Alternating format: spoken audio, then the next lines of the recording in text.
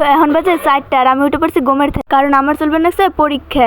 আর দেখো সকালবেলা ঘরের তো বাড়াই দিই কি আমাকে ভিউটা পুরো কাশ্মীরের মতো। সকাল 10টার সময় রেডি হয়ে গেছি স্কুল যাওয়ার জন্য।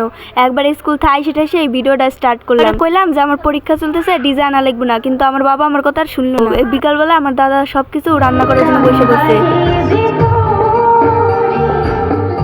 সবাই করবেন নাকছে পূজা, কিন্তু আমি পূজা করবেন নাকছি না, তার জন্য আমার আর কোনো কাম নাই। আমি রেডি হয়ে ঘুরে বেড়াইতেছি, ডিজে বাজায় বেড়াইতেছি। আর যে জামাটা আমি এখন পরলাম ওই জামাটা দিচ্ছে আমার নতুন বৌদি। আর দেখো এটা আমার কিউট একটা বুনু।